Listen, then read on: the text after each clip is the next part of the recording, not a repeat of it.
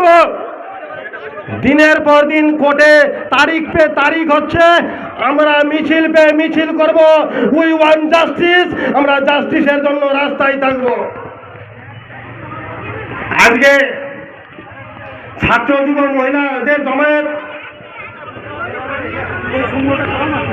মুখ্যমন্ত্রীকে বার্তা দিতে চাই, আপনার 2011 থেকে 24 সাল পশ্চিমবঙ্গের উন্নয়নে ভরে দিয়েছেন। তার মধ্যে প্রথম উন্নয়ন হচ্ছে যে তৃণমূলের নেতারা 3 কিলোমিটার যেতে সাইকেলের চেন 4 বার পড়তো, সে 4 চাকা নিয়ে বেড়াচ্ছে। তৃণমূলের নেতাদের উন্নয়ন হয়েছে, মানুষের উন্নয়ন হয়নি। আজকে যখন তিলোত্তমার বিচার চেয়ে ছাত্র যুবরা পশ্চিমবঙ্গের চাঁচলে পথ অবরোধ করেছে, পুলিশ প্রশাসনের মাথা থেকে ঘাম ঝরছে। আমরা বলতে চাই, আমরা মিছিলে আসার সময় বলছিলাম, পুলিশ তুমি খেয়াল করো, তোমার মেয়ে হচ্ছে বড়। পুলিশ প্রশাসন খেয়াল করবে না, তৃণমূল নেতাদের পকেট থেকে তাদের পকেট থেকে কত টাকা ঢুকছে সেটা খেয়াল রাখছে, মেয়ের প্রতি তাদের খেয়াল নেই।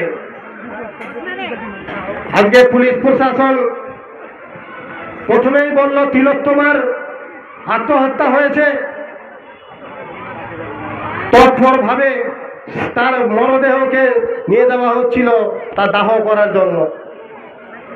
একটা বডি 4 বারও পোস্টমর্টম হতে পারে, ময়নাতদন্ত হতে পারে।